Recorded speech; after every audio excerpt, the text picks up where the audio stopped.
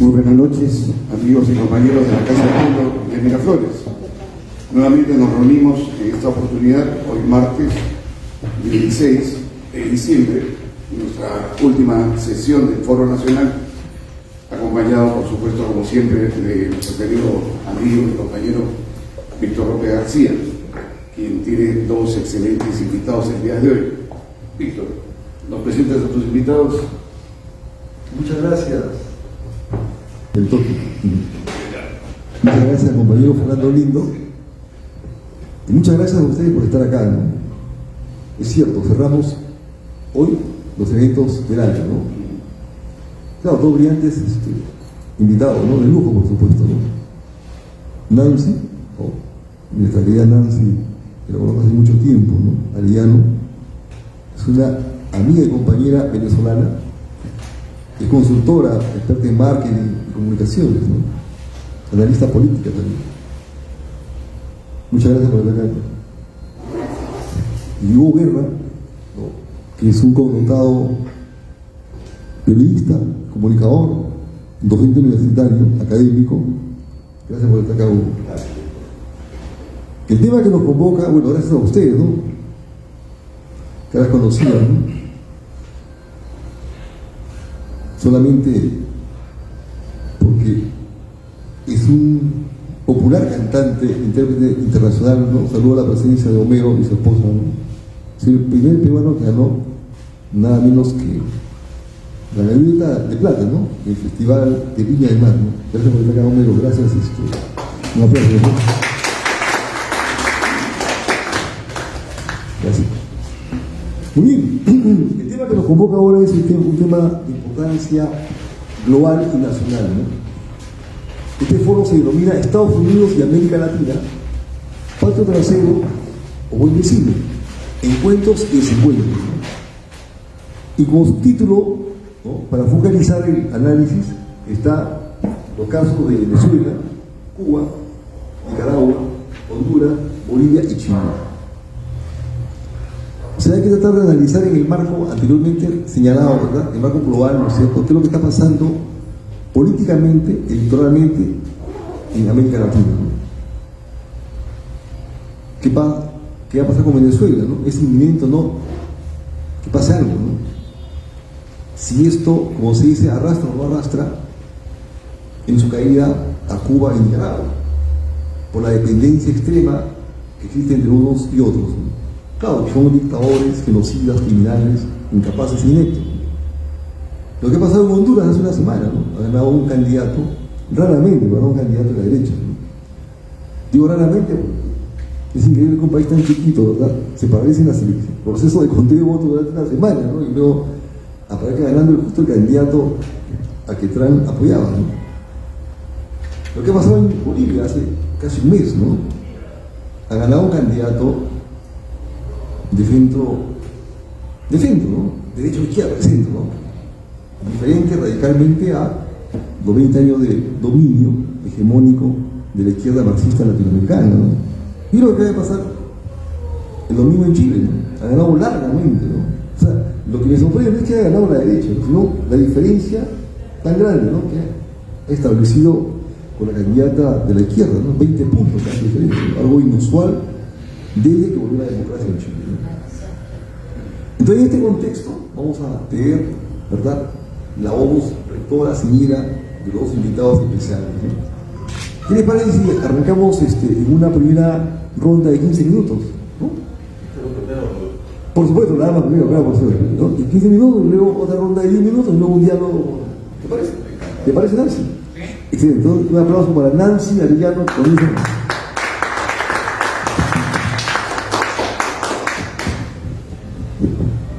Bueno, aló.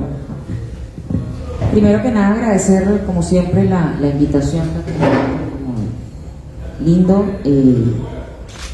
Ya creo que literalmente la casa del pueblo, del pueblo latinoamericano.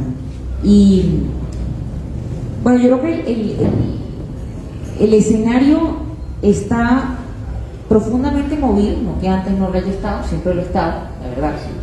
Creo que quizás la expectativa de quienes hemos caminado dentro de partidos históricos era que se generasen escenarios más estables, ¿no? Que se supone que era lo que se estaba construyendo con los sistemas de partidos en la región, con el constitucionalismo democrático, con la celebración de elecciones periódicas, ¿no? Lamentablemente el escenario no solamente ha estado convulso en los últimos años, sino que presenta importantes erosiones en el sistema. Y esas erosiones en el sistema, creo que hay tres causas directas. Uno es las economías criminales. Hemos fallado en la generación de sistemas formales en la región, y diría que es esa economía mixta entre la economía ilegal, dentro de la cual hay una economía criminal, y esa economía ilegal, donde entra la informalidad, los productos bamba, el contrabando, etcétera, tiene su extremo además la economía criminal, todo el tema de narcotráfico, tal ilegal, trata de personas, y por supuesto todo el tema de trata de personas y tráfico de migrantes. Y eso a su vez ha generado debilidad institucional, y en la debilidad institucional entra además el factor corrupción, siendo un ciclo estas economías mixtas, el tema de corrupción, la debilidad institucional, que se ha traducido a la vez en la debilidad de los partidos. Y en ese ciclo se ha generado estados híbridos, donde tenemos narcoestados, caso México, caso Colombia, y zonas mixtas, lo que ha pasado en Bolivia con el aumento de la coca, ha pasado en Perú con el aumento de las hectáreas de coca, con la tala ilegal y la minería ilegal. Y a esto se suman ya crisis profundas como el caso venezolano, como el caso nicaragüense, la continuación del caso cubano, el caso haitiano incluso, allí. Y eso está llevando además a que haya respuestas pendulares. Y en esas respuestas pendulares vemos esas reacciones, ¿no?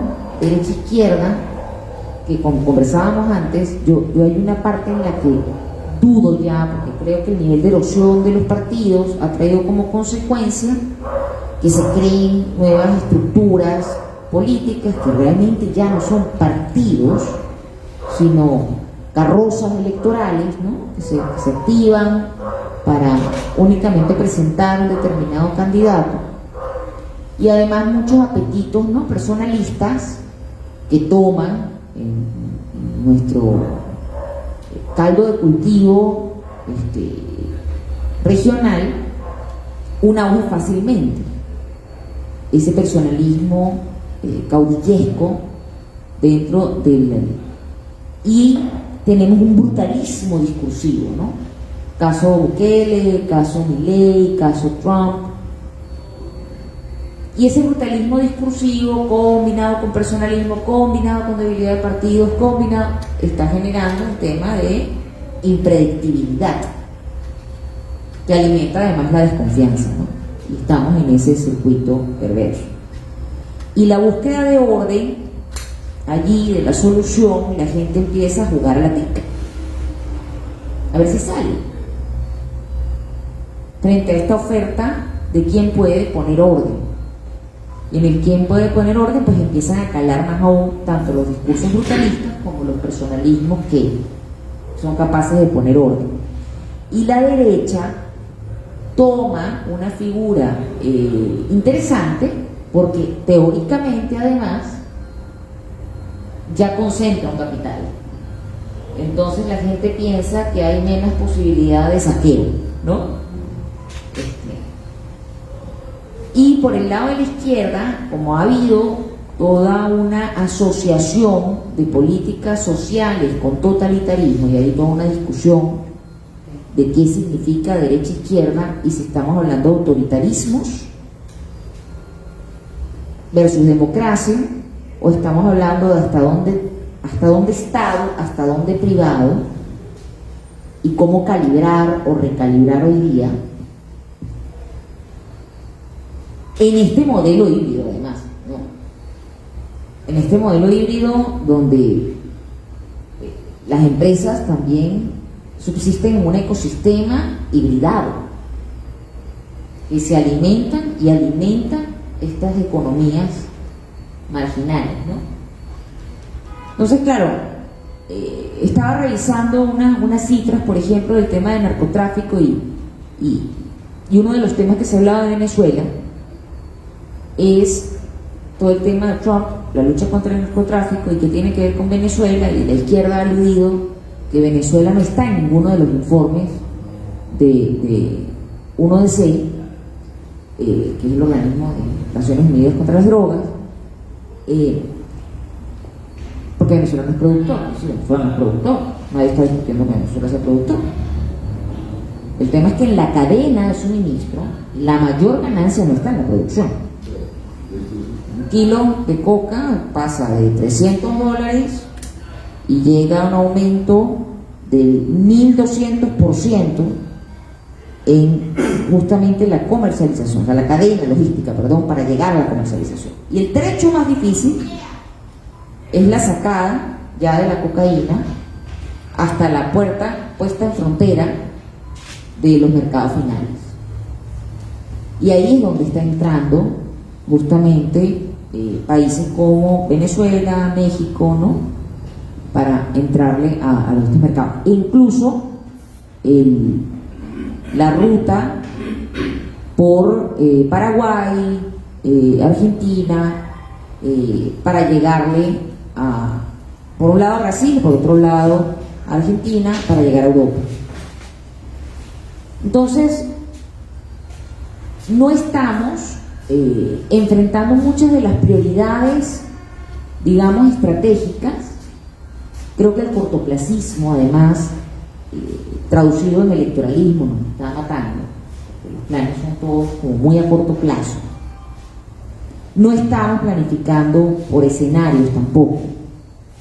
Estamos intentando resolver el hoy, que por supuesto que el hoy preocupa, pero nadie está pensando a 5, a 10, a 15, a 20 años y actuando en consecuencia, porque insisto que esa debería ser la labor de los partidos, y tenemos una erosión de los partidos, razón por la cual cuando vemos todo el sistema y dice cómo combatir todas estas cadenas, estas economías millonarias en un escenario además de tecnología, donde entra el tema de lo que han llamado el tecnofeudalismo, ¿no? Toda la economía de las cripto, por ejemplo, ¿no?, que entran a incluso frenar la trazabilidad de operaciones financieras para hacer frente a estas economías criminales a través de, por ejemplo, las unidades de inteligencia financiera y los sistemas, ¿no?, con los bancos centrales, y entran retos también en esa materia. Entonces, la gran pregunta es, primero, que son problemas regionales donde trabajar como buen vecino y dejar de ser patio trasero implica, primero, que trabajemos en materia coordinada regional, porque no hay forma de resolver estos problemas transnacionales con mentalidad nacional. Eso es un error, no hay forma. O sea, no hay forma de decir Perú primero, Chile primero, Ecuador primero, porque no son islas, y porque justamente estas economías y estos grupos operan en esos espacios transfronterizos y con esquemas y sistemas transfronterizos a los que no podemos responder fronterizamente. Y por otro lado, El problema es geopolítico y geoeconómico. Y el problema geopolítico y geoeconómico es compartido. Y es compartido porque busca alimentarse, además, de operaciones con terceros países. O sea, la mayoría de la tala ilegal no es para ser consumida en Perú. La minería ilegal no es para ser consumida en Perú. Entonces estamos hablando de que los grupos criminales sí están desarrollando redes transnacionales con mayor eficiencia que los actores estatales, con mayor flexibilidad y adaptabilidad y capacidad de respuesta. Entonces, claro, el reto impone entrar en la búsqueda además de evidencias para la elaboración de políticas públicas y planificación, ya no de manera solo reactiva, sino estamos hablando de ser proactivos e incluso prospectivos y pensar en los posibles escenarios de futuro, comprendiendo además quiénes son todos estos actores con los que se puede y se debe coordinar, que no está muy lejos de lo que pasó en el siglo XX, porque son viejas fórmulas para nuevos problemas, porque al final la mayoría de estos problemas son problemas humanos y la innovación siempre ha estado presente. O sea, hoy día vemos el tema de robótica y de IA y de las Bitcoin, etcétera, de las cripto, y decimos, bueno, pero es que todos estos temas, ¿no?, nuevos. Bueno, sí, pero antes era el tema de la computación, el internet, y también fue nuevo, y antes era el tema de la segunda revolución industrial, y antes era la primera revolución industrial, y antes dirían, muchas, nacieron los estados-nación, ¿no? Eso no existía antes. Siempre el mundo ha estado en un constante, ¿no?, agotamiento de los sistemas y reinvención de los sistemas, y creo que hay que repensarse, por un lado, la noción de soberanía,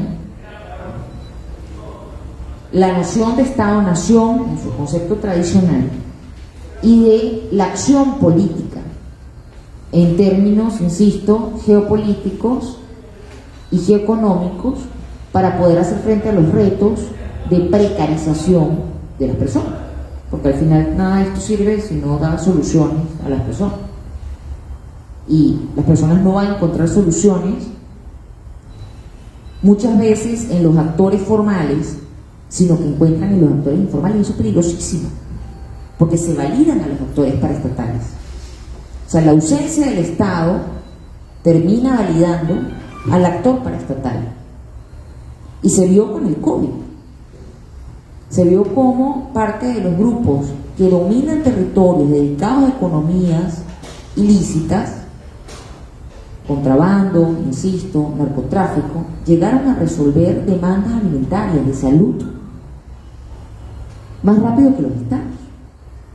Hay después te paso el video, pero hay un video de una investigadora italiana que se ha dedicado a estudiar lo que hace ISIS cuando no está disparando,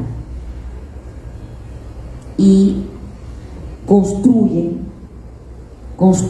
soluciones para determinadas poblaciones. Estoy hablando de construir escuelas, hospitales, dar educación, dar salud. Es un gobierno.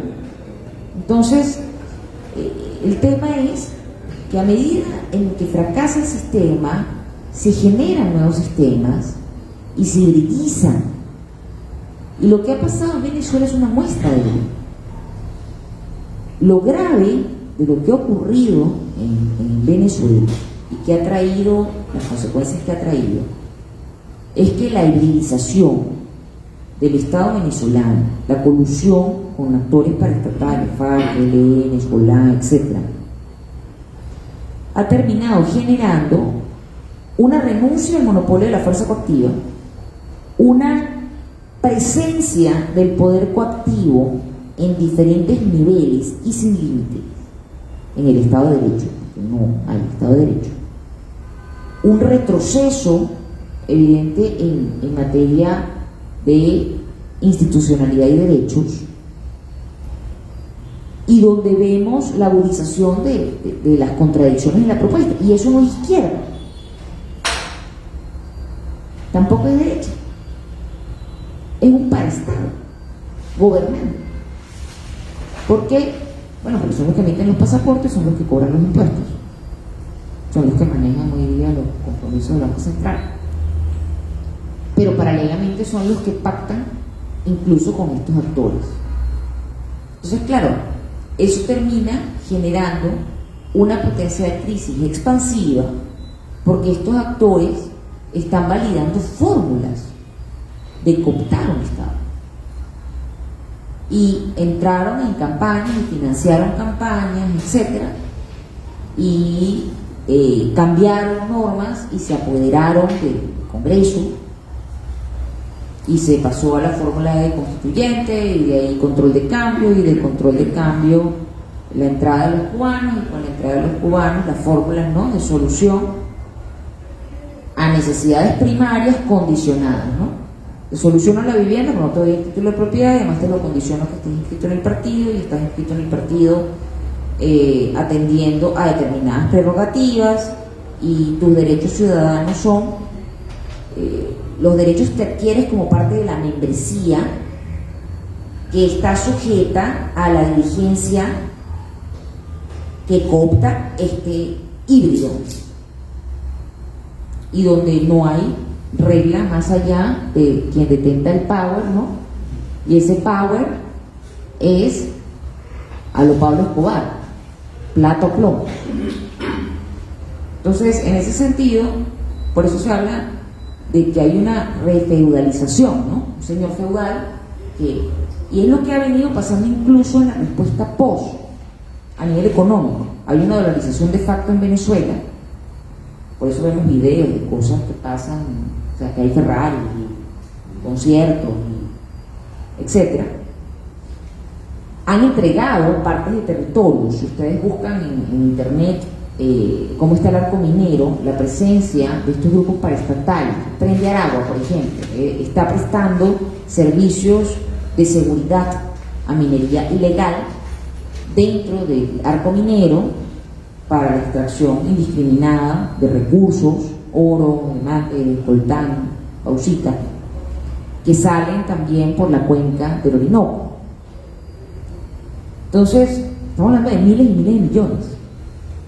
Allí creo que el reto está, insisto, en comprender la ruta del dinero, que es la ruta del poder, y cómo las estructuras no están respondiendo de manera adecuada a estos retos, y lamentablemente eso puede traer como consecuencia un retroceso en materia de derechos de manera pues absoluta y polarizante.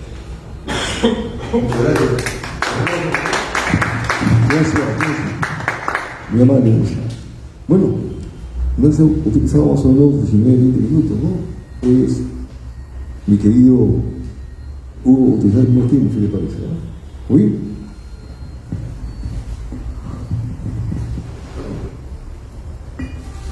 Gracias. Ante todo, quiero reiterar mi agradecimiento por estar en esta casa.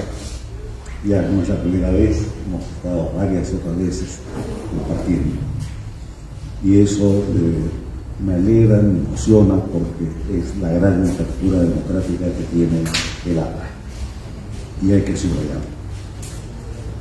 Y después de la reacción de Nancy, creo que no me queda mucho por decir ya, porque nos ha ilustrado maravillosamente. Pero sí, me voy a presentar por un motivo. Mi especialidad, mi grado es en ciencia política, y el trabajo que vengo haciendo desde hace 50 años es exactamente el análisis político. Por lo cual, lo que vaya a decir no es ni reflejo de mis afectos o de mis prejuicios, sino la descripción que voy a intentar sea lo más objetiva de la realidad de la política internacional.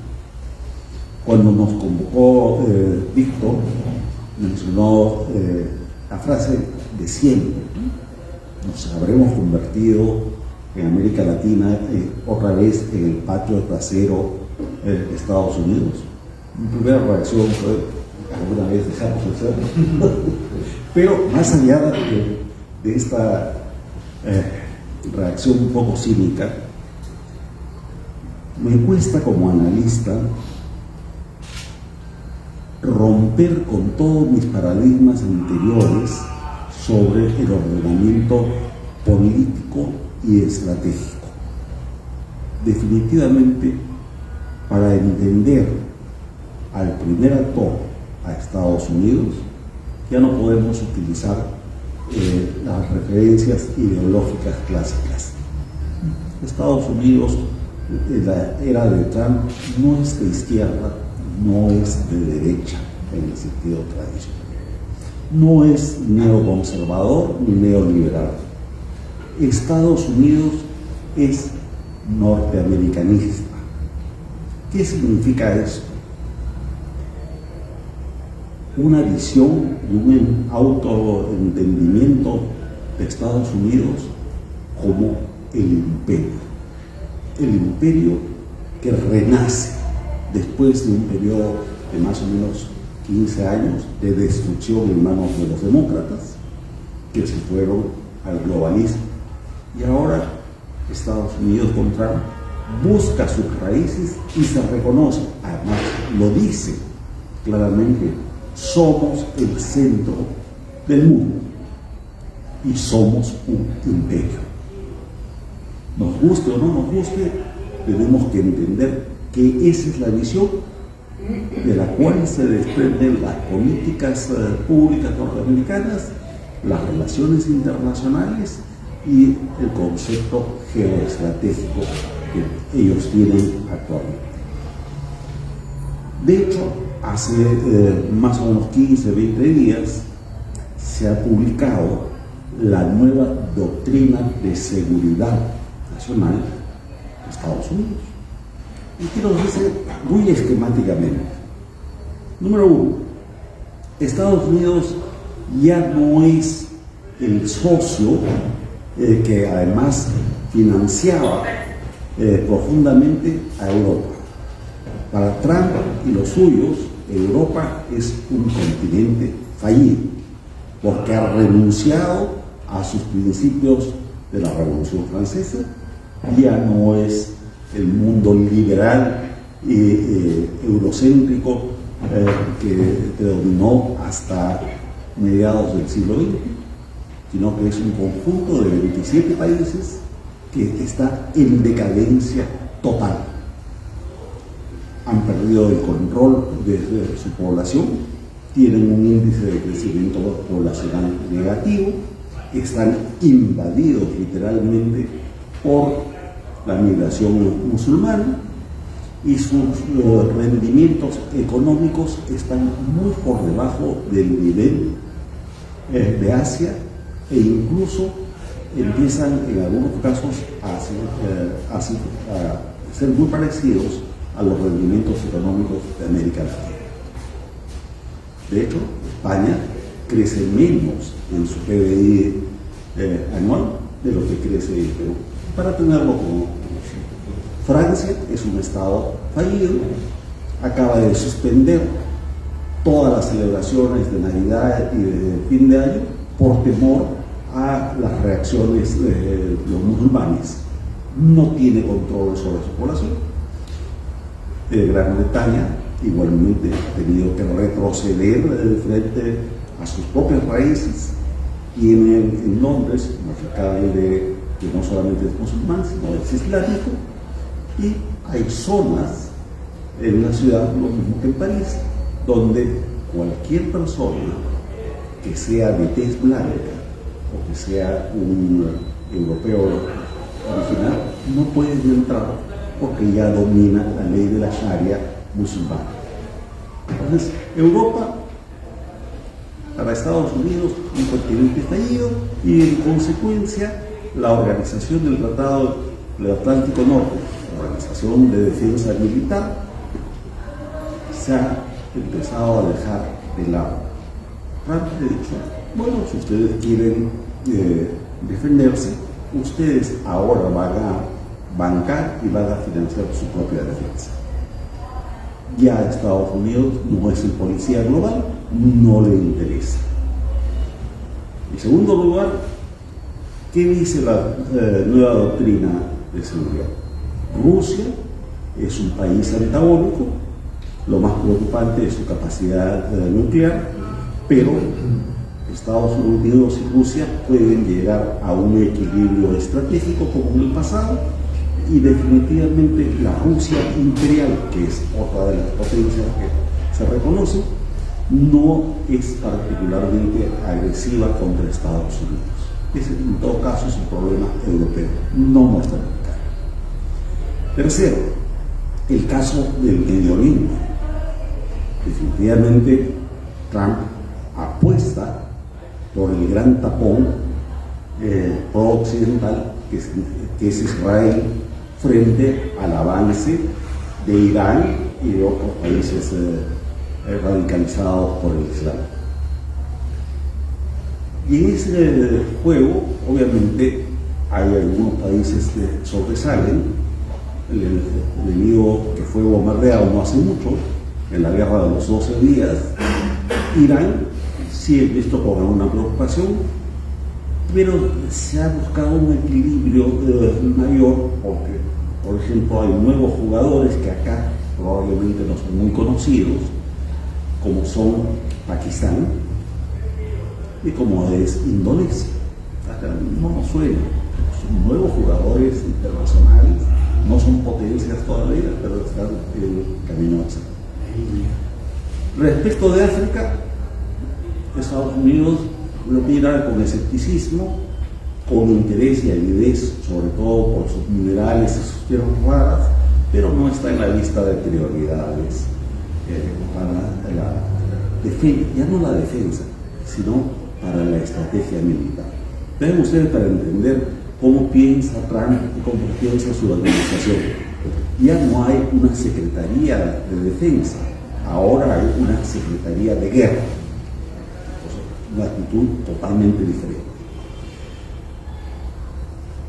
Y aparte de África, y ahora sí llegamos, la mirada central que tiene Estados Unidos está enfocada en América Latina.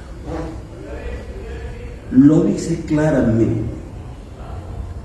Hay un momento en el documento publicado por Trump, le dice: formulo el nuevo corolario de la doctrina Monroe. La doctrina Monroe es de 1823, cuando un presidente norteamericano de apellido Monroe dijo América para los americanos. Lo dijo en un contexto totalmente diferente al actual.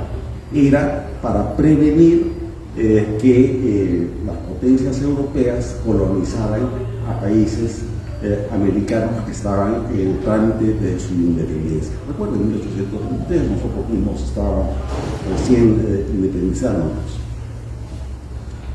En 1903, Theodore Roosevelt hace el primer colorario de la doctrina Monroe y dice: no, ya no se trata solamente de impedir que haya afanes colonizadores de los europeos en nuestra área de influencia, sino que, y esto en 1903, esto nos pertenece de una manera directa.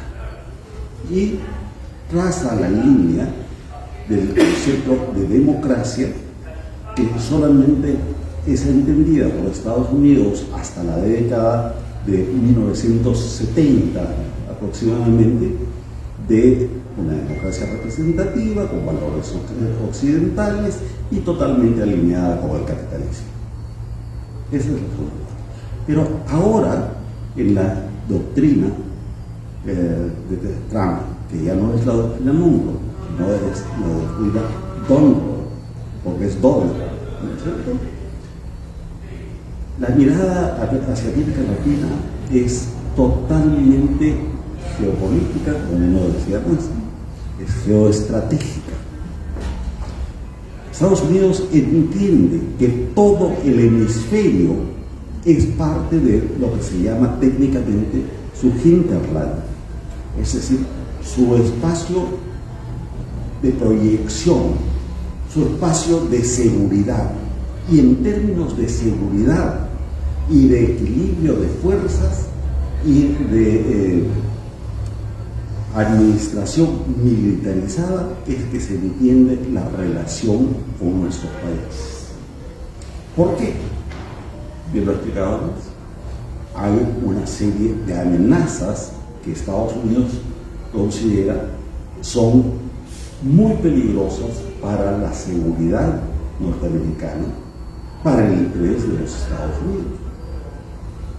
Del lado práctico tenemos los narcoestados. Los narcoestados son un fenómeno muy especial. Es la mafia, es el crimen organizado que se administra como estados soberanos, algo nunca visto en la historia mundial.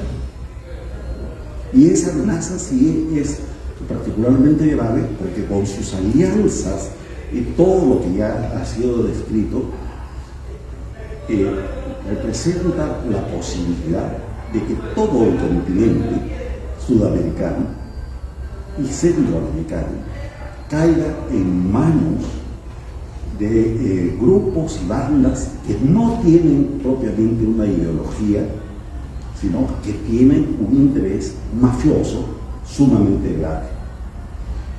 Y hay pruebas prácticas de esto. El caso de Venezuela, país el que quiero, y si esto viene de Venezuela en buena medida, sí.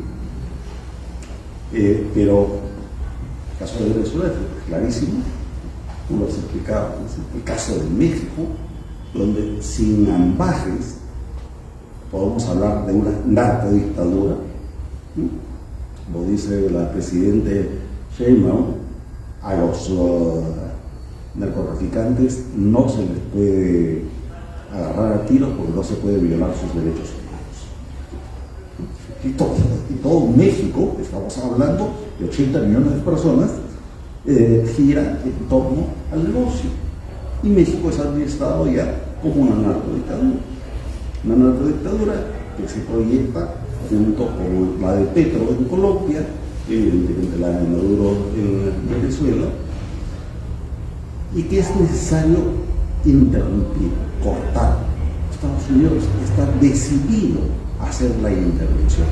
Todo este despliegue muy llamativo en el Caribe no es solamente por el tema venezolano. Si fuera así, digamos, seguramente hubieran pasado a la fase operativa. En realidad, esto es parte de un dominó que lo dice el documento. Pasa por, sí, la caída de Maduro o la salida de la solución técnica que encuentren, pero pasa por terminar con la tiranía de Cuba, devolver a sistemas democráticos a toda América Central y obviamente proyectar hacia Sudamérica. Hay un país que se habría que ver con mucho cuidado, el tiempo no nos va a dar, pero es Surinam, que es una potencia petrolera emergente dentro de un pequeño territorio. Después viene, aparte del crimen organizado como amenaza, el gran jugador antagónico de Estados Unidos, lo que ustedes estaban esperando. ¿Quién es el verdadero enemigo de Estados Unidos? Y así lo dice en su análisis. China, evidentemente, es tan sintomático esto, que hace 15 días se publica la doctrina de seguridad norteamericana, la nueva doctrina, y hace menos de una semana China publica su doctrina de relaciones con América Latina. Documento que acabo de tratar de leer. ¿Por qué se da eso? Porque nuestra ubicación como subcontinente está del lado del Pacífico. Y China cada vez ha ido penetrando más a esta zona, a través de acuerdos comerciales, a través de una diplomacia que ellos llaman el sur global. Una diplomacia muy efectiva, pero sobre todo inversiones. ¿Qué cosa ha desatado? La ira, la preocupación y la búsqueda de soluciones inmediatas a Estados Unidos. El aeropuerto de Chancay, porque no es solamente un puerto, no es solamente una zona de carga y descarga de los grandes buques que hacen el comercio mundial. El megapuerto de Chancay es la zona de salida de la ruta de la nueva ruta de la seda, la franja y la ruta. Y el Perú ahí adquiere un rol hiperprotagónico. Nosotros como territorio somos eje de ejes subcontinental. Lo que pueda ocurrir en el Perú tiene redundancia inmediata en el equilibrio político, social, económico, criminal, pero también en cualquier hipótesis de ejecución militar a futuro. A Estados Unidos no solamente le preocupa lo de Chancay, le preocupa que China está invirtiendo en el nuevo tren que va a venir de Brasil hasta la costa peruana. Le preocupa, por ejemplo, que China haya comprado a las empresas que nos proveen electricidad en el Perú. Y le preguntaría, ¿qué problema habría en que China compre las empresas de electricidad? Podría decir, pasan la competencia, qué bueno que invierten. No, de lo que se trata es de la seguridad fundamental. Vean ustedes, Estados Unidos produce 490 gigabytes de electricidad por año. ¿Saben cuánto requiere mantener las supercomputadoras de la inteligencia artificial? 120 gigabytes. Entonces, si el Perú tiene esa capacidad de producción a futuro, es un país importantísimo. ¿Qué cosa nos está proponiendo Estados Unidos? Sorprendentemente, nos acaba de convertir en aliados estratégicos fuera de la OTAN. Es un nivel impresionante, ¿no? Ya somos aliados de tú a tú con la superpotencia. Obviamente esto es una descripción formalista, pero nos posicionan. En este momento se está negociando la construcción de otro megapuerto en Arequipa, Coría. ¿Y qué más tenemos? Una inversión que se viene por más o menos 3.000 millones de dólares en la base del Pato, que está en Piura, donde se va a hacer un campo especial en el lanzamiento de cohetes aeroespaciales, pero también con presencia militar. No se olviden que este año se ha aprobado por el Congreso y por el Ejecutivo que tengamos la presencia de 1.000 soldados norteamericanos con equipos militares en territorio peruano. Entonces, ahí vemos ejemplos claros de cómo se está dando un juego que no tiene que ver con las ideologías tradicionales, no tiene que ver con la política tradicional. Recuerdo mucho mis lecturas del imperialismo y el APA. Así es, era el antiimperialismo. Ahora tendríamos que escribir nosotros también una doctrina para ver cómo negociamos con el imperialismo, tanto el norteamericano como el imperialismo chino. En lo personal, aliento y fomento la neutralidad activa, es decir, no decantarnos por ninguna de las superpotencias y mantener pues un equilibrio con equidistancia, que eso es posible. Yo creo que, sin embargo, ya estamos muy metidos en la órbita de influencia norteamericana y con los chinos debemos seguir haciendo negocios, pero buscando también, y con esto voy a concluir esta parte, a nuevos aliados, como el aliado surcoreano. Y ustedes lo tienen presente, Corea del Sur se ha convertido en nuestro gran aliado militar. Gracias a la inversión surcoreana, empezamos a construir nuevamente buques, ahora sí, de guerra, de alto calado. Estamos ya proyectados para que el año 2029 produzcamos submarinos de nueva generación no nuclear. Nos acaban de dar todo un lote de 120 tanques de nueva generación y blindados de toda especie. ¿Y por qué lo hace Surcorea? No solamente porque es negocio, sino que a futuro Surcorea sabe que puede enfrentarse con los coreanos del norte y van a necesitar países amigos que puedan producir el armamento que ellos mismos van a necesitar en algún momento. Entonces nosotros estamos convirtiéndonos en la usina de proyectos globales a futuro. Termino esta reflexión. Hablar de patio trasero tenía sentido en 1823, en 1913 y hasta 1960. Ahora no se trata de eso. Ahora se trata de entender el mundo desde la física cuántica, desde la cibernética más avanzada, donde las ideologías tradicionales ya no tienen cabida. Tienen la cabida de la querencia histórica, del romanticismo y de nuestras filiaciones anteriores. Pero si queremos entender lo que pasa hoy en día, pensemos la realidad en términos muy objetivos y con dos claves, que aquí las dejo.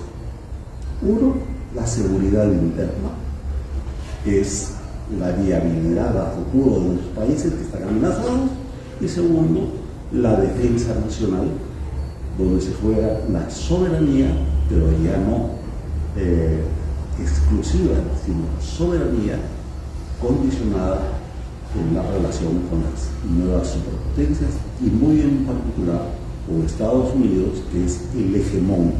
Hegemón es la potencia dominante del hemisferio americano. Nos guste o no nos guste, es un diagnóstico de la realidad. Gracias. Muy interesante, ¿no?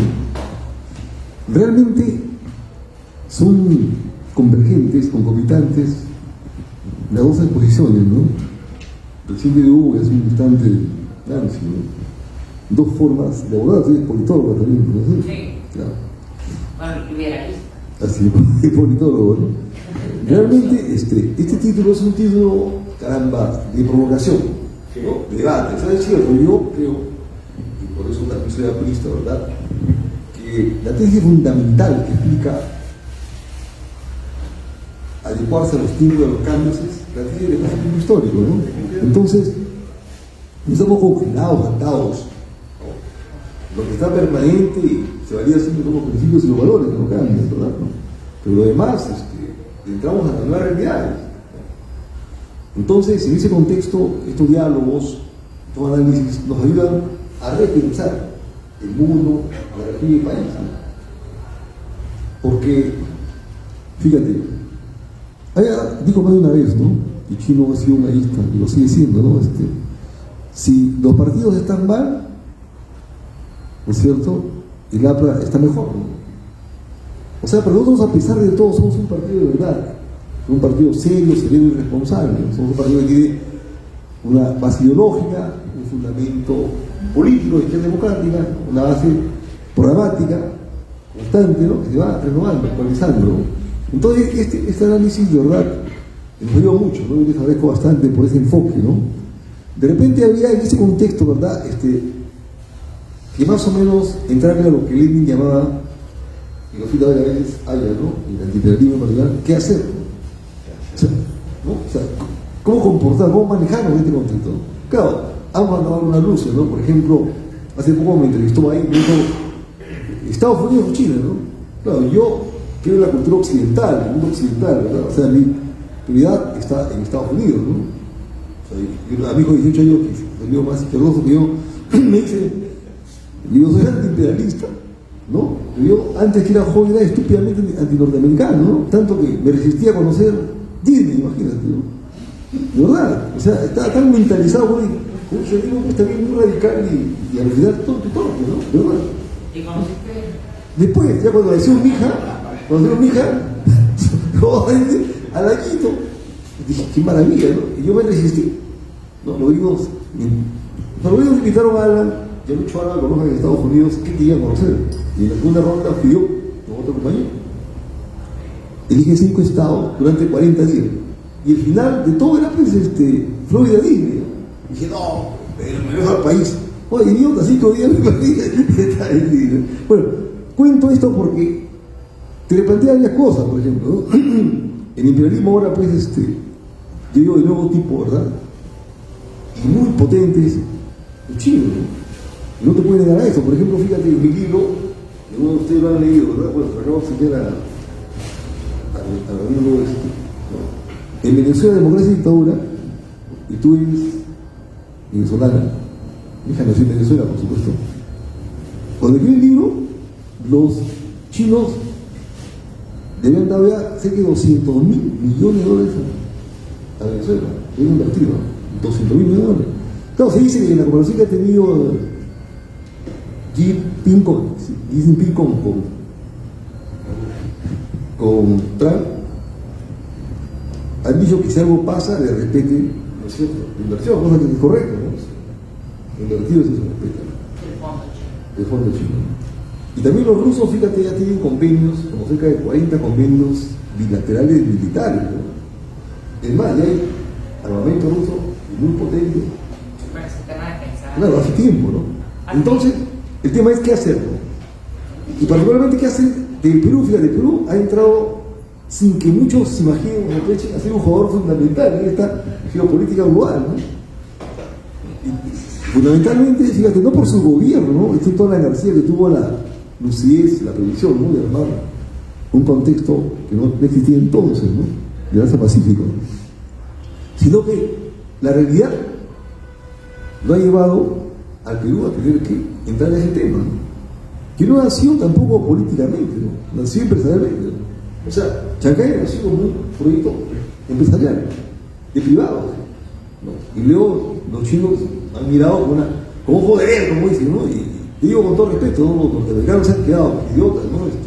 No han querido invertir, oye, $4.000 millones de dólares, los metieron los chinos, ¿verdad?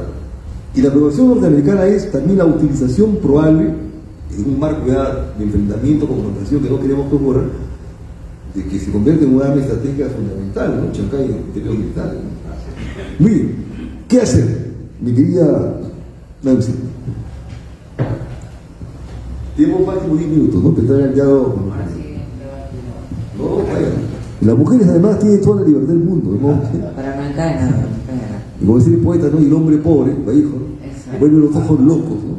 Como por si sobre el hombro le tocara una palmada, ¿no? Así. Sí, yo creo que hay dos temas allí importantes, ¿no? Uno, como decía antes, ¿se escucha? Sí. Que, o sea, yo creo que hay dos temas importantes. Uno, que en esta reconfiguración de incluso del imperialismo, hay un imperialismo criminal, porque insisto que están asociados. O sea, esa capacidad de operación transnacional termina articulando, ¿no?, así como en el sector privado las fusiones por adquisición, los takeover ocurren en estos grupos, ¿no? y creo que no está suficientemente, o sea, no hemos enseriado la comprensión del tema, ¿no?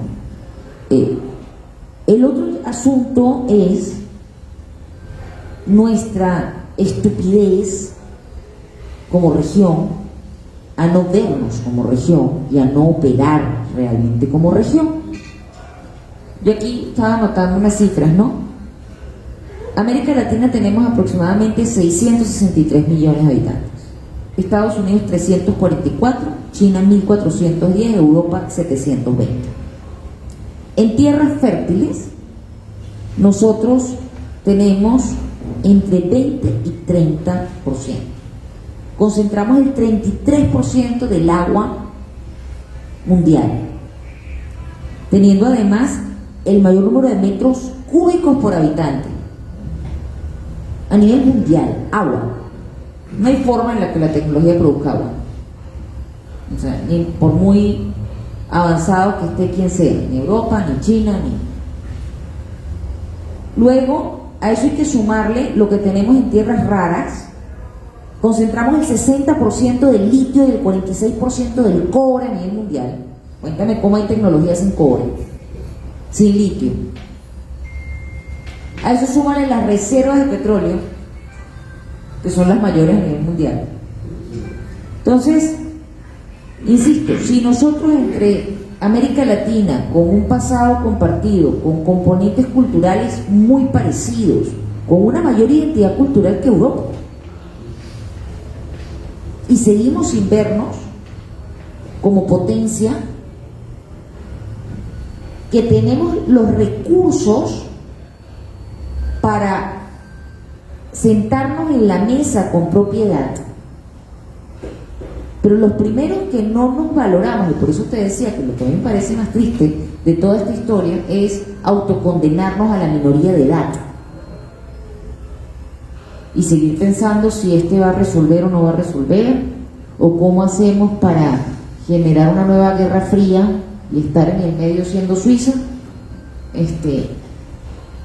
Porque en realidad creo que lo que no nos atrevemos a enfrentar, que creo que es lo que deberíamos hacer, es lograr sentarnos primero nosotros en la mesa. Y sentarnos nosotros en la mesa comprendiendo que sí, hay unas diferencias mínimas, están allí, pero entre salsa, reggaetón, llámese el cajón peruano, tambora, el sonido es bien parecido. O una gastronomía compartida, los hombres del maíz, ¿no? Decía Mariano Picón Salas. Y tenemos, insisto, cosas que están por obra y gracia del Big Bang, de Dios o del Espíritu Santo, pero están.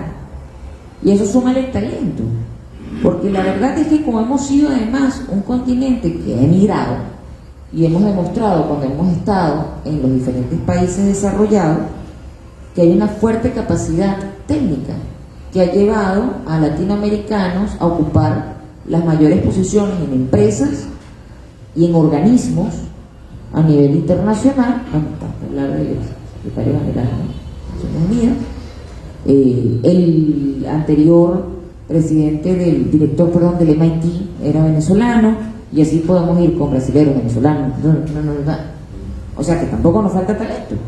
Entonces tenemos mercados, tenemos los recursos, tenemos el talento. ¿Qué pasa? Ahí creo que hay elementos nocivos en la región que pueden estar, pareciera, trabajando para intereses foráneos, y son quienes prefieren buscar generar la confrontación entre los países de la región para evitar que todo este caudal de recursos puedan hacer frente. Y una de las formas es a través de este imperialismo criminal que busca generar estados débiles que necesiten del tutor que venga a ponerles orden, que necesiten sentarse y renunciar a un espacio soberano, porque ya hay otros elementos erosionando la soberanía, y que vienen mediáticamente, políticamente, empresarialmente, siendo trabajados desde hace décadas. O sea, veamos nada más la influencia de las corrientes de izquierda y la influencia foránea, porque al final las corrientes, digamos, que terminaron traduciéndose en las guerras de guerrillas y en los movimientos terroristas en la región, respondían a estructuras externas.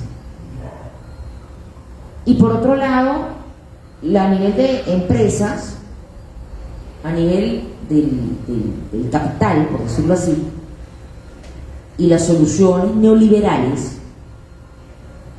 no han generado la inversión suficiente, contrario a lo que se pregona, para la producción, la transformación de los recursos en nuestros territorios, cosa que también es rara. ¿Por qué no ha habido planes tipo el Plan Marshall para la reconstrucción de Europa? ¿Por qué no ha habido planes similares a nivel latinoamericano para generar grandes industrias, siendo los que tienen los productos y la energía?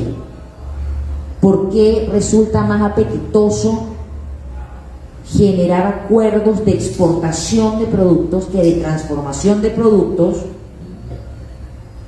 donde está la energía a ser consumida en esos procesos de transformación? Entonces, nosotros en Venezuela tuvimos esa tesis que decía Arturo Uslar Pietri de sembrar petróleo, ¿no? Había que diversificar, había que sembrar. Y yo conversaba alguna vez con algunos compañeros y decía, lo que hay es que quemar petróleo, lo que hay es que ser nosotros los primeros consumidores de petróleo, lo que hay es que liderar la industria aeronáutica, de logística, etcétera, la industria de la energía. O sea, lo que hay es que entender que nuestro negocio no es el barril de petróleo, es la energía. Y Latinoamérica tiene el negocio de la energía, tiene el negocio de los alimentos, porque tiene agua, y tiene el gran negocio de ser el pulmón. Y eso puede no solamente con esta baja densidad que tenemos de población por quilombo, ser además territorios apetecibles más bien para atraer talento. Y sufrimos de un problema de fuga de talentos. Entonces yo creo que tenemos que dejar de ver el vaso medio vacío, ¿no? Empezar a verlo más bien medio lleno y atrevernos a ser mayores de edad. Eso es lo que creo que hay que hacer, y creo que el instrumento fundamental, como siempre, son los partidos.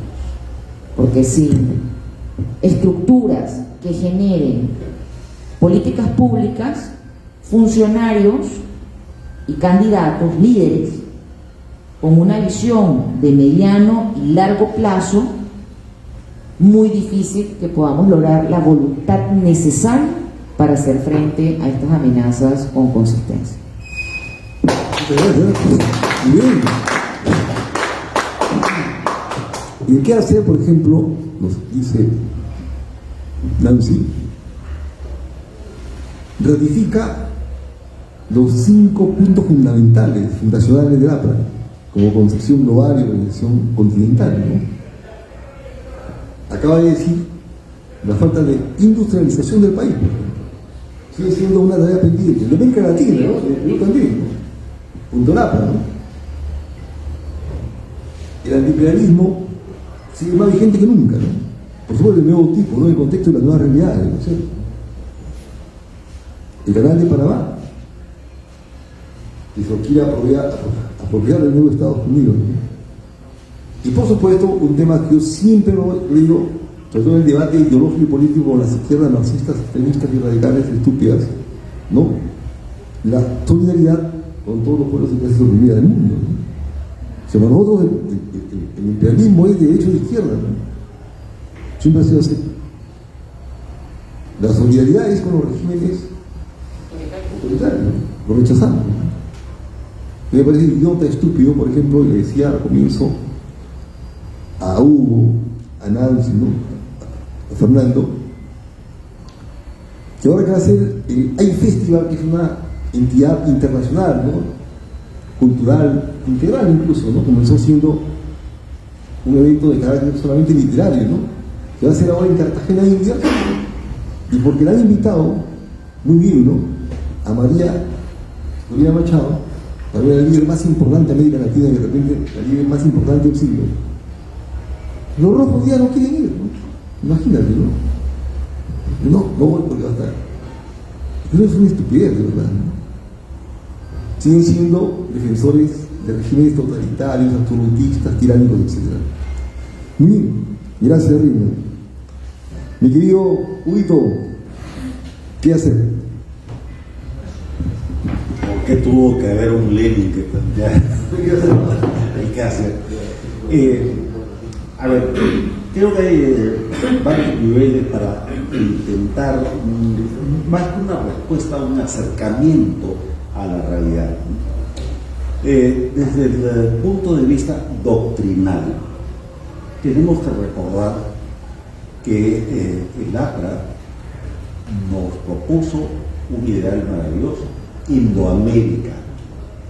Indoamérica hay que mantenerla como un ideal al futuro. No obstante, tenemos que ser pragmáticos. Yo soy muy afecto al realismo en las relaciones internacionales, el realismo de Hans Morgenthau.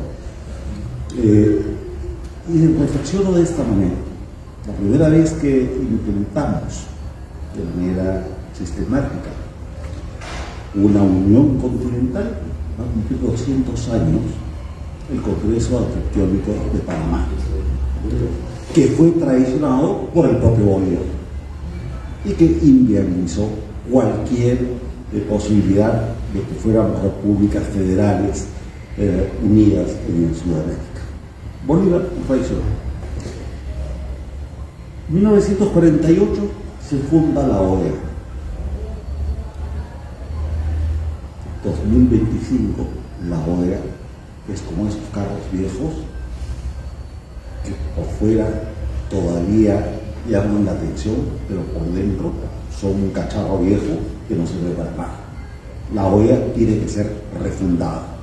¿Por qué? Porque justamente ha sido cooptada por los regímenes autoritarios y por ideologías perversas del globalismo, la progresía, de todo aquello que combatimos quienes mantenemos una perspectiva soberanista.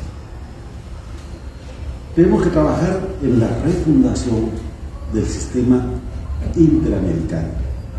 Tenemos que trabajar no para salirnos necesariamente de la CIDH, de la Comisión Interamericana de Derechos Humanos, o de la Corte Interamericana, pero sí para reformarla y transformarla, porque esas ideologías perversas las han convertido en una suerte de gobiernos supranacionales que pretenden avasallarnos, que pretenden administrarnos sin reconocer nuestra libertad, nuestra independencia y nuestra soberanía nacional.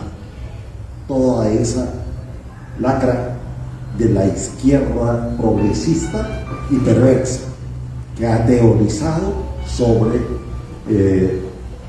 un gobierno indirecto, que es el gobierno de los convencionalistas sobre los soberanistas.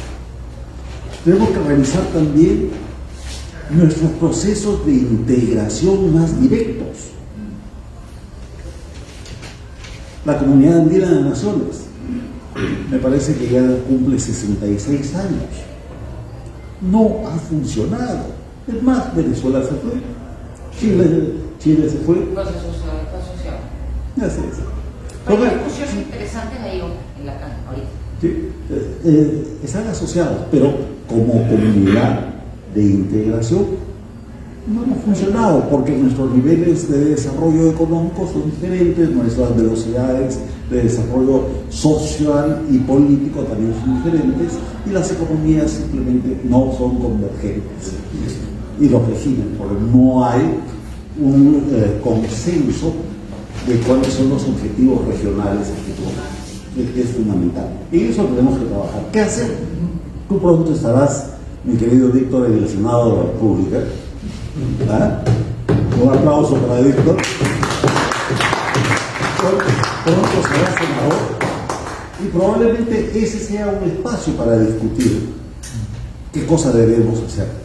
Ahora, técnicamente, qué cosa debemos hacer ya en el caso de los peruanos. Hablo específicamente de Perú. Nosotros debemos mantenernos con una neutralidad activa. ¿Qué significa la neutralidad activa? No estar supeditados a ninguna crisis, tratar de mantener un equilibrio y una equidistancia, como le dije antes, pero además practicar un multilateralismo ahí donde sea conveniente para el interés nacional y un bilateralismo ahí abierto al regionalismo ahí donde sea conveniente. Los tiempos no están para estancarnos en perspectivas ideológicas y en políticas que correspondían al siglo XX. Está para ir a un pragmatismo que respete, por supuesto, los principios y valores democráticos, los derechos humanos, la libertad de las personas, todo lo que es la base de una república sana. Pero pensar en esta etapa en movimientos continentales, repito, muy bien bonito, hay que alentarlo, no dejarlo de lado, el indoamericanismo, pero tenemos que ser realistas. Concluyo, el Perú específicamente está en las puertas de un gran despegue económico, que si es bien administrado puede sacar de la pobreza a esos 3 o 4 millones de compatriotas que todavía están en la línea de la subsistencia. Nos tiene que interesar el realismo y el pragmatismo de cómo lo hacemos. ¿Recuerdan el viejo dicho que se lo atribuyen al reformista chino, Deng Xiaoping? No importa de qué color sea el gato, mientras casean los ratones. Eso es lo que tenemos que hacer. No nos vamos a constituir pensando en que todo solamente es economía o reflejos estratégicos, tácticos, militares, de ninguna manera. La conciencia democrática tiene que ser alentada, tiene que ser defendida, pero por encima de todo, recuerden el pragmatismo. Los países no tenemos hermanos, no tenemos familia, no tenemos amigos. Los países tenemos intereses nacionales y el interés nacional del Perú es terminar con el fenómeno migratorio que fue planificado por los globalistas y que ha llevado al sufrimiento de millones de nuestros compatriotas. Tenemos que terminar con el crimen organizado y todo lo que eso implica, la trata de personas, el narcotráfico, la tala, en fin. Con este aditamento, pensemos si realmente queremos hacer las cosas de verdad. El dinero ilegal, o que mueve todas estas mafias, en el caso del Perú, son 20.000 millones de dólares por año. El presupuesto de la Policía Nacional del Perú no llega a los 300 millones de dólares. Y al mes 10 de octubre de este año se había ejecutado solamente el 16.9% del presupuesto de la Policía Nacional. Entonces, si realmente queremos hacer las cosas, tú dices, ¿y qué hacer? Ahí está. Hay una lista de galantería que podríamos extender en este momento de todo lo que es factible hacer. En democracia, en libertad, con una agenda social, pero sin anclarnos en miradas pasadistas que ya no corresponden al siglo XXI. Bien, un aplauso.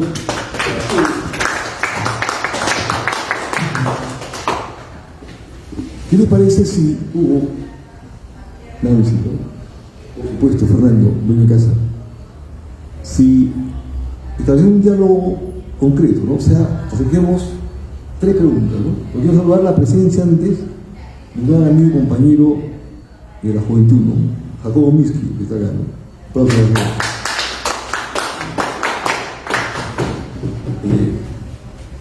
3 preguntas, ¿ya? Preguntas breves, concretas, ¿ya? Y respuestas igualmente contundentes. Compañero, párese, preséntese y venga su pregunta. Gracias. Sumamente breve, muy breve, porque seguro los compañeros van a participar. Me llamó la atención, primero, felicitar a los expositores, bastante interactivos, bastante claros. Creo que han hecho un poco de docencia política en lo que se refiere al análisis, ¿no? de la politología y la política a nivel de América Latina. Me llamó la atención, por ejemplo, la frase pluralismo discursivo. Y lo pongo entre paréntesis porque menciona a Trump, a Bukele y a Milei, compañera, la señorita Nancy Arellano. Me viene a la mente, y por eso sustento la pregunta, Winston Churchill, gran estadista inglés, sostenía una frase vigente, ¿no? A grandes y graves males, grandes y graves soluciones. Vive el continente de América Latina y el Perú específicamente situación grave, y no es exagerado, ¿no? Regularía, si me voy por la tangente económica, política, social.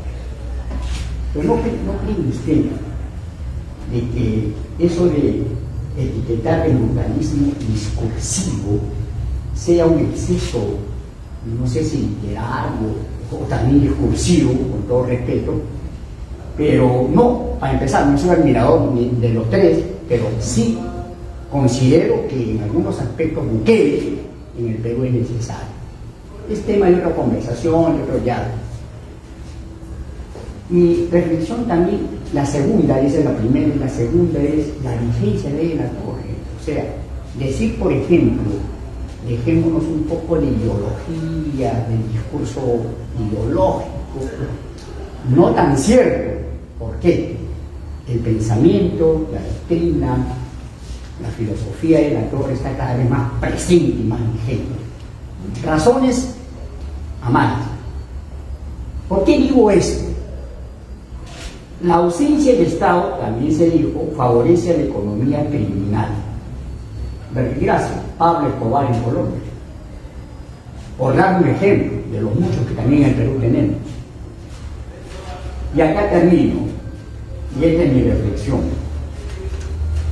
No se ha dicho o no se ha puesto hincapié en esos foros transnacionales cuando se dice, pero ¿quién alienta esto de que no nos sentemos en una mesa primero entre peruanos o entre nacionales para después el tú a tú con los países de economías, vamos a decir, poderosas? Ante Nuevo Borrego, Pueblo Continente, es un libro vigente, escrito creo hace más de 50 años, que hace un análisis en lo social, en lo político, en lo geopolítico, en lo económico, hasta en lo moral. Y termino con una reflexión. Foro de Sao Paulo y otros ejemplos que son cenáculos, vamos a decir, recintos donde justamente vienen con esa carga ideológica para dividirnos como países vernaculares o uninacionales. Esas serían mis 3 reflexiones, y a ver si me ayuda un poco a comprender y a extender estos conceptos de esta reflexión. Muchas gracias. A usted, gobierno. La idea es que todos enseñamos y todos aprendemos, ¿no? Ella decía, se de mucho enseña, se de poco aprende. Muy bien, compañero, para después la respuesta sea más complicada. Felicitación a la mesa. A ver, 2 preguntas concretas. La posición del Perú geográficamente en este momento ha modificado a favor con la presencia del puerto de Chancay y la relación que va a tener con China capitalista. El manejo de China es un membrete comunista, pero es manejo capitalista. Y ha dicho, hasta ahora la prensa por lo menos tengo información de que China, en un 80% de la construcción es capital chino, el 20% de volcán. Exige China, ¿no?, casi el manejo total de ese puerto.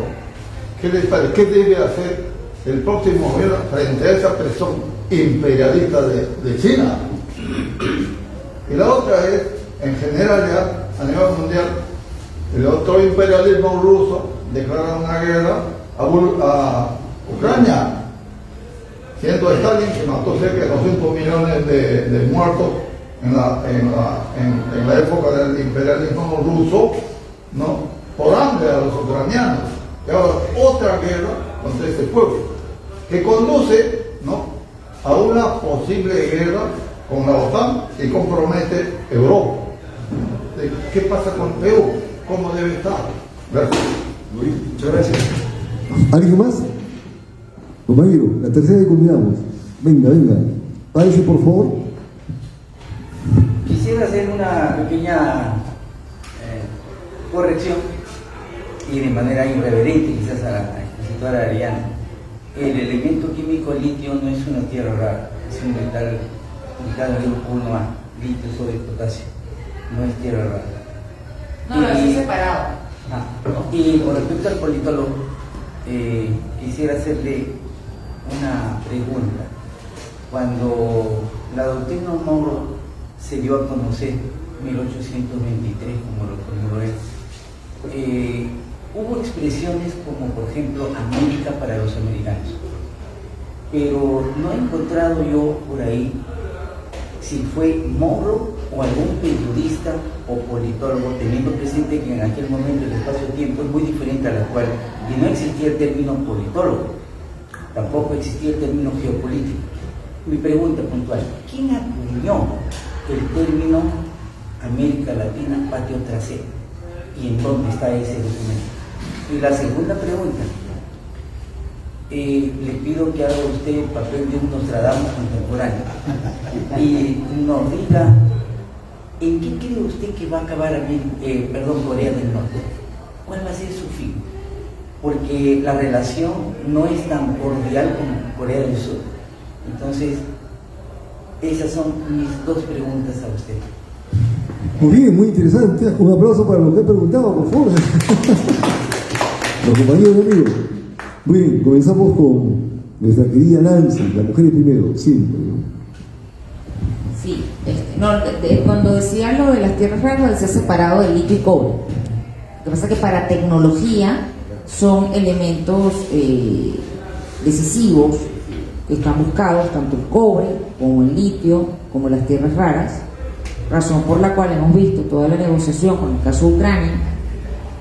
Ha estado todo el tema de China, que posee como la importancia de estas tierras raras, y que en Latinoamérica también tenemos, ahí está Brasil, por ejemplo, y en litio, Bolivia, Perú, en cobre, Chile, Perú, en gas, tenemos, claro, toda la cadena de producción que tenemos, que necesitamos para todo el auge tecnológico. Eso por un lado. Respecto a lo que yo dije del brutalismo discursivo, es la estridencia discursiva que hay, o sea, frente a la búsqueda de los consensos y el establecimiento de códigos establecidos en el siglo XX, cuando hablábamos de la institucionalidad, la política como estructura, como coyuntura, como resultado. En la creación de estructuras post Segunda Guerra Mundial y el auge del constitucionalismo democrático, se pretendía generar códigos que permitieran expectativas de planificación en lo que iba a ocurrir en los países. Es decir, desde las marcas partidarias, donde se supone que el sistema de partidos asegura que cualquier persona que postule, tú no le tengas que averiguar la vida entera, porque se supone que la marca partidaria es una suerte de sello de garantía, ¿no? De hacia dónde van las cosas. Cuando se rompen estos estereotipos, estos esquemas, y por ejemplo, parte de este brutalismo discursivo, insisto, porque es hiperbólico. O sea, cuando se habla de quitar ministerios de educación, cuando se habla de la motosierra en Argentina, cuando se habla en Estados Unidos de cerrar los temas de cooperación, o de que la única política es el tema de América primero, tú dices, ¿hasta dónde con unos mercados financieros transnacionales, nuevamente, tú puedes únicamente actuar de manera nacional? O sea, hay un libro maravilloso de Stephen Krasner que habla de la soberanía y su hipocresía, porque lo que ampliamos los mercados, y vuelvo y repito, nuestras exportaciones, nuestras economías sobreviven de exportaciones, la expansión de los mercados, el libre flujo de bienes y de capitales ha generado consigo una serie de condiciones que hacen imposible retrotraer los temas a lógicas meramente nacionales, porque tendríamos que volver a economías autárquicas. Y en ese caso hay países dentro de la región que podrían lograrlo, podrían intentar la utopía autárquica, sí, pero no es menos cierto que entonces nos volveríamos ultra realistas, porque el que tiene escasez va a recurrir a la fuerza. Y eso lo vemos en el caso, por ejemplo, cuando uno estudia el Estado de Israel y cómo Israel fue fundado y cómo Israel logra establecerse y consolidarse como Estado, y es a través de la consolidación del poder coactivo con la energía nuclear, o con el poder nuclear, mejor dicho, ¿no? Y la idea y la capacidad de generar una bomba nuclear. Solo la capacidad. Y esa era la gran búsqueda que tenía Shimon Peres en su momento, de lograr establecer una amenaza creíble. Entonces, entre los recursos, la supervivencia, el intento de vuelta a intereses meramente nacionales, con un mundo donde hay escasez y tecnología militar, sí yo creo que hay que hacer rebalances, porque creo, me temo, que muchos de los que tienen escasez de recursos tienen capacidad de coacción. Y ahí es donde volvemos a la tesis del siglo XX con las capacidades del siglo XXI. Armas autónomas, pues. Ya no son minas antipersonales, ya son drones ultradirigidos. O sea, ya no hace falta trasladar ejércitos. Ya los costos en vida para agarrarme un país son mucho menores si tengo la tecnología. Hello. Ya no es un tema de... No, que hay que reclutar, ¿no? Tanto sí, ya no. Entonces, yo sí creo que hay varias capas. Ya este multitablero nos impone, insisto, varias capas, y entender hasta dónde los intereses, la mejor forma de defender los intereses es entender que dentro de mi propio territorio suelo tener varios intereses transnacionales, del crimen organizado, del mundo financiero, del mundo de las patentes industrial, y a esto suma el político. Entonces, yo me temo que la vuelta a los nacionalismos primero es tan utópico como la idea de la paz mundial.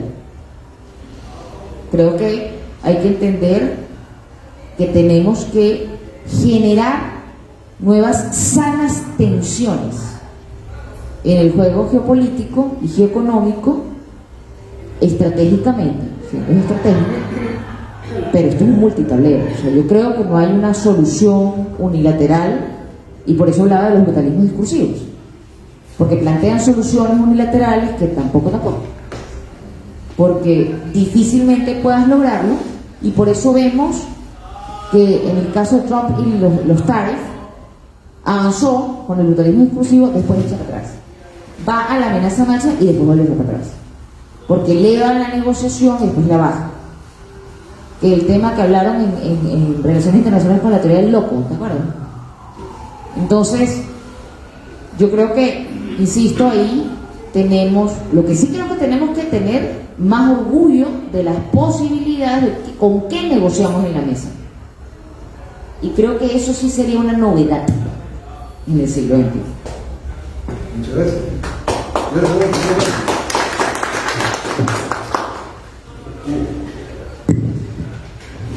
Gracias.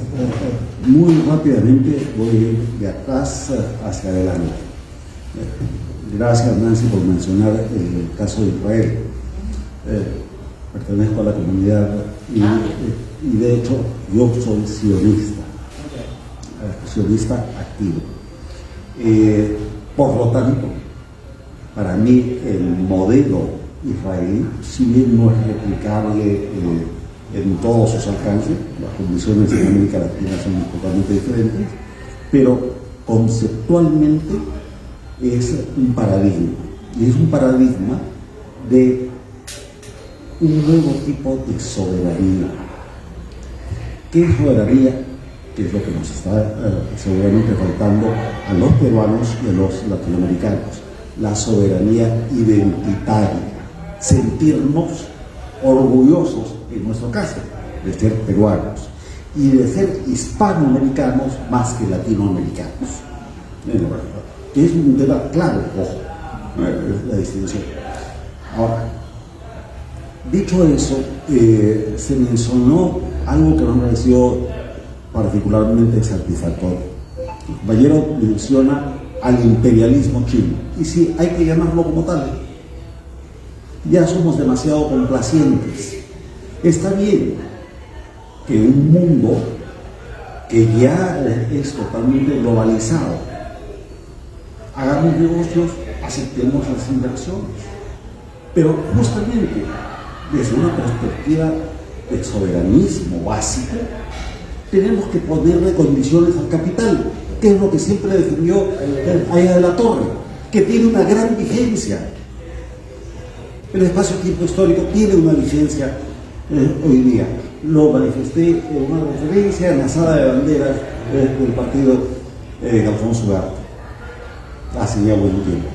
Y además, toda la teoría continentalista del cachorro cebuano debería ser redescubierta. Conversábamos antes de entrar a esta sala de la necesidad y la urgencia de republicar, volver a las fuentes, a los orígenes de este partido. Pero hablamos del imperialismo chino y hay que ponerle condiciones. Por ejemplo, es verdad, 80% de la inversión en el megapuerto de Chancay es chino, 20% compró. Pero, ¿cuál es el problema? ¿Por qué la Marina de Guerra del Perú no declara zona de exclusión naval para no militarizar bajo ninguna hipótesis ese megapuerto? Ese es un acto de soberanía, porque si hubiese una tensión internacional, China podría necesitar ese megapuerto para abastecer a sus buques, para ver su cadena logística y para poder ver reparaciones. ¿Por qué no se da el paso de proteger zona como zona de exclusión naval? Ahí hay ejemplos concretos. No me gusta ir tanto a la teoría. ¿Por qué no ponemos otras condiciones a la inversión china? ¿Saben cuál es la última inversión que se ha aprobado ayer? Que el parque industrial de Ancón sea de inversión china. O sea, ya tienen ellos un clúster productivo, la zona industrial apropiada en el COP para abastecer Chaycal. Es un hub para ellos. ¿Qué condiciones hemos puesto? Ninguna. ¿Saben cuánto está el Tribunal Fiscal disputándose con las inversiones chinas de mal origen, con empresas constructoras y de otro tipo de inversiones? 10.000 millones de dólares. ¿No? ¿Por qué no les aplicamos a las empresas como Chougan el Código Laboral peruano? ¿Qué nos falta? Entonces, sí, se puede negociar con los interiores, pero negociar es ser proactivos y no lo estamos siendo, porque no entendemos nuestra soberanía. Voy a la siguiente reflexión.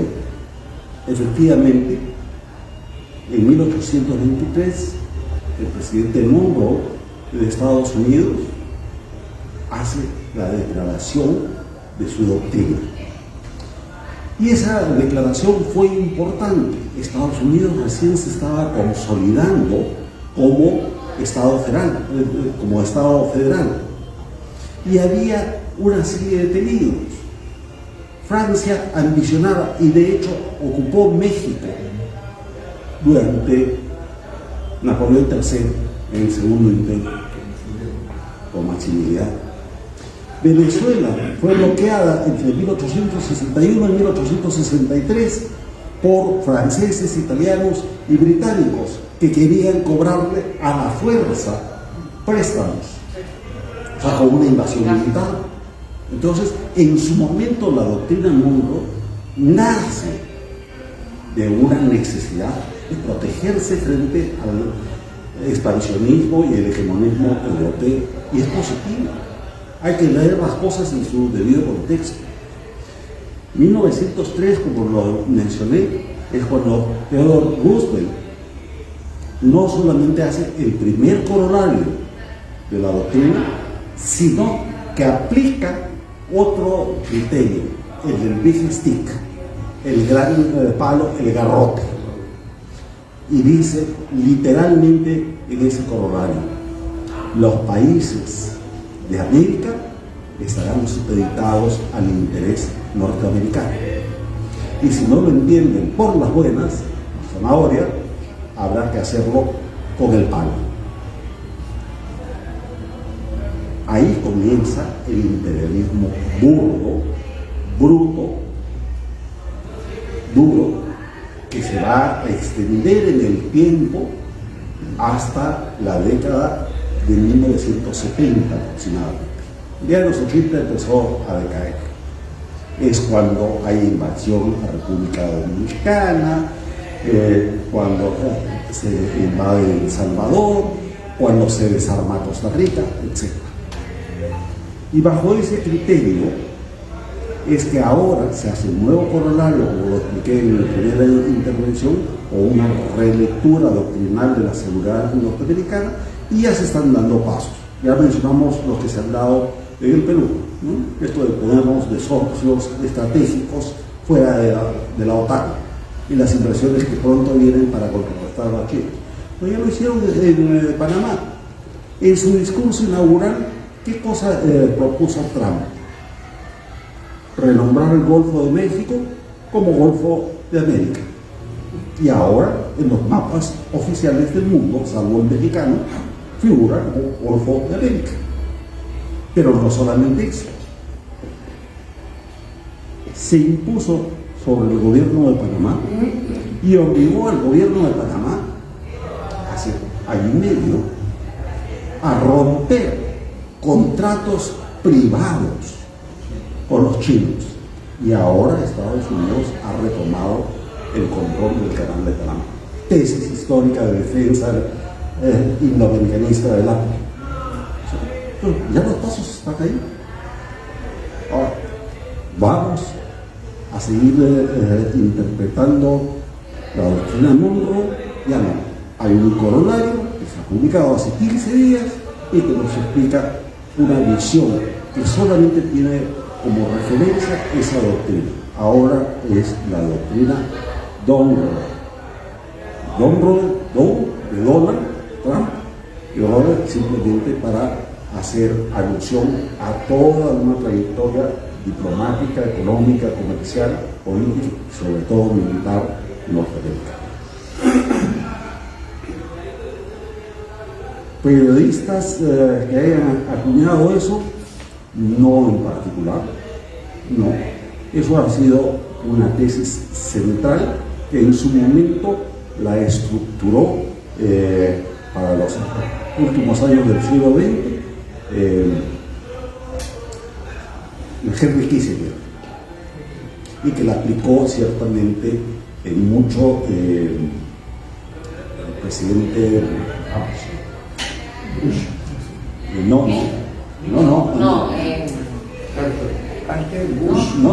el republicano, Bush padre. Entonces, tengamos en perspectiva eso. La historia es bonita, la evolución del concepto, pero ya no podemos hablar de doctrina Monroe nunca más. Hablemos de aquí en más de doctrina Monroe. ¿Nos guste o no nos guste? Doctrina Monroe. Víctor, eso del patio trasero, esa frase aquí se la escribió. Justo, me encanta esta acotación. En esta declaración de doctrina de seguridad nacional nueva, dice claramente: no se volverá a considerar América Latina como el patio trasero, sino el jardín delantero de las Américas. Muchas gracias. Un aplauso para los expositores. Con esta reunión clausuramos la iniciativa de Fernando Lindo conmigo de hacer estos eventos. Solamente quiero un minuto para decir lo siguiente, ¿no? Estos temas son fundamentales para fundamentar al mismo tiempo las posiciones de los partidos políticos de cara a qué hacer con el país. Hasta donde yo sé, y ustedes también, casi no hay ningún partido político de verdad que esté pensando el país en el contexto más amplio del mundo global.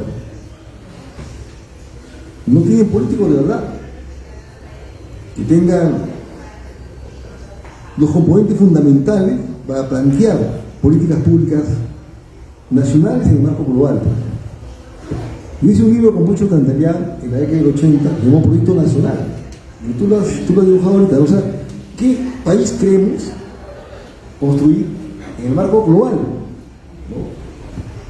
Eso está deshecho. Los partidos que compiten electoralmente con el APRA y contra el APRA son partidos disfrazados, son partidos membretes, son partidos que representan intereses personales, grupales, empresariales, y hasta, lamentablemente, lo declaré hace poco, de la economía ilegal, que es el gran peligro en este momento. Yo tengo datos, los dije, dos periódicos, por lo menos hay 12 partidos, 12, que están infectados de economía ilegal. Y se organizaron políticos de muchos partidos, ¿no? Ojalá que nunca en el partido ocurra eso, ¿no? De que están ya infectados de economía ilegal. Porque esta derecha que hemos discutido, como ustedes han entrado acá, no es una derecha tonta, torpe, inútil, ¿verdad? No tiene gente que piense el país en términos de lo que hemos discutido ahorita. O sea, realmente la derecha peruana solamente es una derecha empresarial, que va a vivir como un negocio. Pero no nos importa qué tipo de régimen político tengamos, ¿no? Han negociado con toda la dictadura, ¿verdad? Se importa el negocio. No tiene una madurez para pensar el país en términos también de democracia. Entonces, yo creo que tenemos que entrar en estos meses que viene a un debate mucho más amplio y profundo en temas ya aterrizando en el país. Y fundamental esto porque, fíjate, si no tenemos un gobierno de partido de verdad como el APRA, con gente que piense, que imagine, que crea, el país va a estar igualmente, ¿verdad?, al vaivén de los factores exógenos, ¿no?, internos. O sea, las políticas públicas más importantes las deciden en el exterior, no en el país. Así como Fujimori y Montesinos no sabían que estaba capturando a Guzmán, el más grande terrorista de todos los tiempos, ¿verdad?, Si hizo gracia a la DAPRA, que montó esa entidad, pero lo capturó. Igualmente los presidentes que tenemos, o las presidentas, no tienen la más mínima idea de qué pasa con el país. El tema tan estratégico que lo hemos analizado gracias a ustedes hace un momento, ¿verdad? De el puerto de Shanghái, le saquen el cielo. No.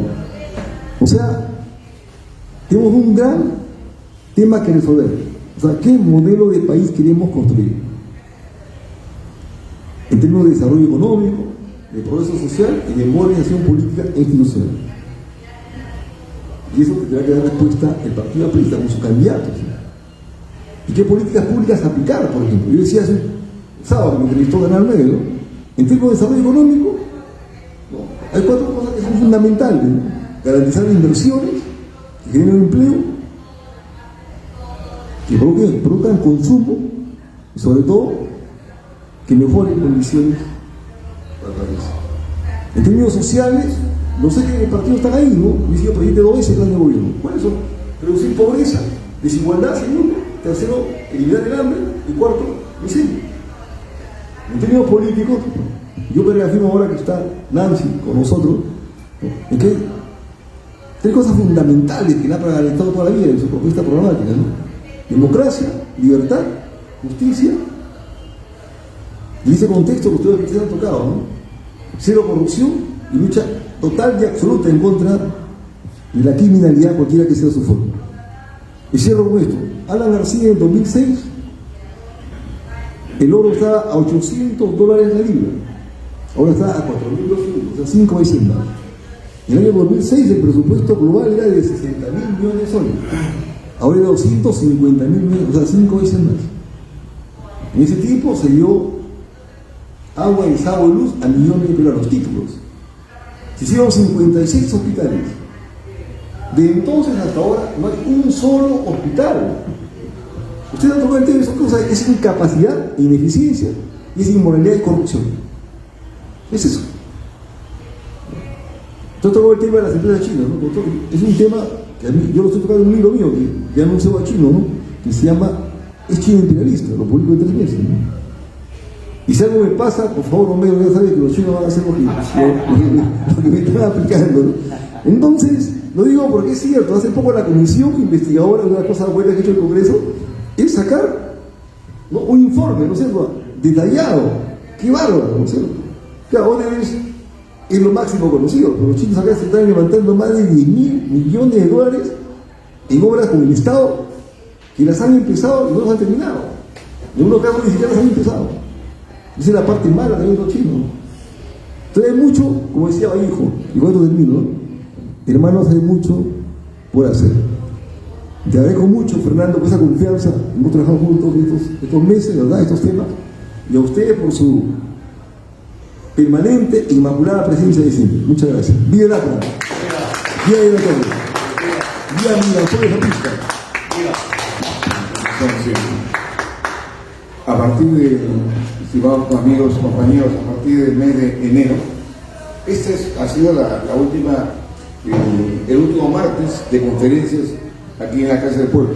Pero a partir del primer martes de enero, febrero, marzo y el primer martes del mes de abril, vamos a tener encuentros con nuestros candidatos, tanto al Senado Nacional, al Senado Regional y diputados y Parlamento Andino. Así que estamos haciendo ya, digamos, una suerte de rol de presentaciones. Ya hay compañeros de Callao, hay compañeros de Ica, compañeros de Lima que se están anotando para hacer sus presentaciones. Van a ser mixturadas igualmente, no solamente senadores o solo diputados, sino un grupo de 4 o 5 con esa modalidad, con la conducción también de nuestro hermano y compañero Víctor, y mientras que él esté fuera de Lima, estará acompañando a nuestro compañero Guillermo Céspedes. Así que serán martes de conducción y de exposición política de nuestros candidatos dentro del esquema del gran partido que representamos. Pero con una inclusión, vamos a invitar siempre a un periodista, alguien que esté en el panel, para que haga preguntas, tal vez algunas incómodas, pero necesitamos que siempre esté una tercera voz, Así que están invitados a partir del próximo martes. Serán todos los martes. Suspendemos ya foro, suspendemos biblioteca, suspendemos otro tipo de presentaciones de temas internacionales, nos dedicamos únicamente a campaña. Y desde aquí, ustedes podrán ver 10.000, 50.000, 100.000 vistas a través de los teléfonos. Ya que tenemos que comunicar, esto va a ser el Facebook, el directo y el Facebook que se replica permanentemente. Bueno, compañeros, un abrazo fraterno a todos ustedes. Espero que nos sigamos viendo antes de fiestas y no se olviden, ahí está la dirección. Paseo de la República 4662. Nos vemos, compañeros. Gracias.